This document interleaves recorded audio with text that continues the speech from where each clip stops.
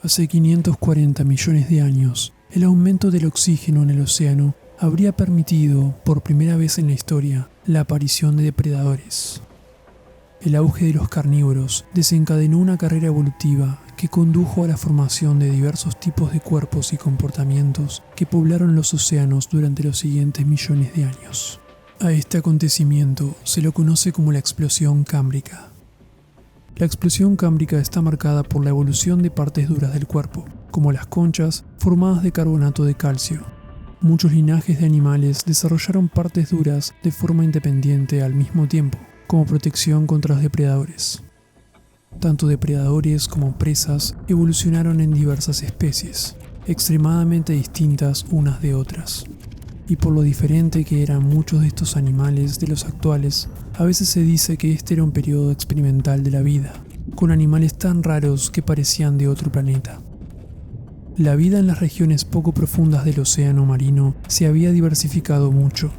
Este ecosistema acuático primitivo incluía depredadores carnívoros, artrópodos, moluscos, esponjas de mar, gusanos e incluso los primeros corales y anémonas de mar. En relativamente poco tiempo ya se había formado un ecosistema acuático complejo en las aguas poco profundas del océano. Uno de los primeros depredadores que habrían impulsado esta carrera evolutiva era Anomalocaris. Esta criatura era bastante grande para el período cámbrico. Nadaba libremente y se movía en el agua flexionando su cuerpo lobulado mientras buscaba a sus presas. Las víctimas eran pequeños animales de cuerpos blandos como los gusanos. Anomalocaris usaba sus dos grandes apéndices frontales para capturar a sus presas y acercarlas a su boca, donde serían consumidas. Otro depredador de este periodo era el extraño Opabinia. Esta criatura de 5 ojos se movía por el fondo marino y utilizaba una estructura frontal larga, parecida a una pinza, con la que removía sedimentos del suelo y atrapaba las presas que intentaban ocultarse de él. Sin embargo, aún había un depredador más grande, posiblemente el más grande de todos, Omnidens. Se cree que medía 1,5 metros de longitud, haciéndolo muchísimo más grande que Anomalocaris. Poco se sabe de él, pero su misteriosa presencia probablemente aterraba a todos los demás animales del Cámbrico. Pero no todo era depredación. En este mismo fondo marino, colonias de esponjas de mar crecían sobre estructuras minerales orgánicas formadas por cianobacterias. Las esponjas reforzaban estos arrecifes construyendo esqueletos que les daban estructura, estableciendo una relación simbiótica con las cianobacterias. Otro animal que se encontraba en el fondo marino era Alucigenia. Esta excéntrica criatura era un ser diminuto. Medía menos de 2 centímetros de largo y era más delgado que un cabello.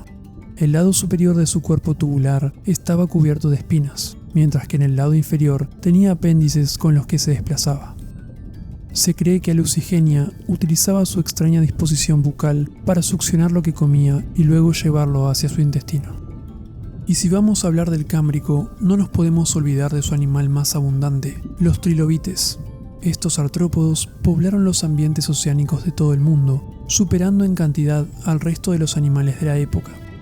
Eran criaturas con ojos muy desarrollados, sistemas digestivos complejos y caparazones muy resistentes.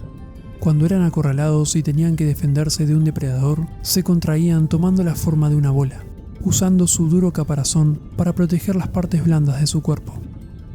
Los trilobites eran muy variados. Algunos eran depredadores activos, otros eran carroñeros y otros probablemente comían plancton. Algunos trilobites alcanzaron grandes tamaños, llegando a medir más de 45 centímetros de largo, mientras que otros eran mucho más pequeños, midiendo unos pocos centímetros. Al igual que otros artrópodos, de vez en cuando se deshacían de sus duros exoesqueletos para poder crecer. Cuando llegaba el momento de mudar su armadura, migraban y se reunían en grandes grupos para estar más seguros. Además, parecen haber utilizado estas reuniones como oportunidades para parearse.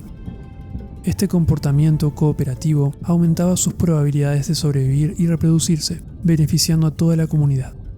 La evolución no es la supervivencia del más fuerte, sino la del más adaptado a su entorno, y a veces adaptarse implicaba protegerse de manera colectiva. Pero no todos los animales del Cámbrico se extinguieron. Uno que sigue existiendo en la actualidad son las medusas. Estos son uno de los animales más antiguos de la historia y uno de los primeros animales en nadar libremente. Esto era lo opuesto a la mayoría de los animales del periodo que pasaban sus días en el fondo del océano. El cuerpo de las medusas tiene forma de campana y se mueven mediante contracciones musculares rítmicas, lo que las propulsa lentamente contra el agua. Otra criatura surgida en esta época, que también sigue existiendo en la actualidad, son los nautiloideos, un tipo de molusco emparentado con los calamares y pulpos modernos. Todos los nautiloideos tienen cámaras internas y un tubo que conecta dichas cámaras. Mediante este tubo pueden cambiar su manera de flotar para moverse verticalmente. También puede impulsarse por el agua para moverse horizontalmente. Las conchas de los nautiloideos tenían muchas formas. Algunas eran rectas, otras curvas y otras enrolladas. Y por último tenemos al animal del Cámbrico más importante para nosotros, Hygoichthys.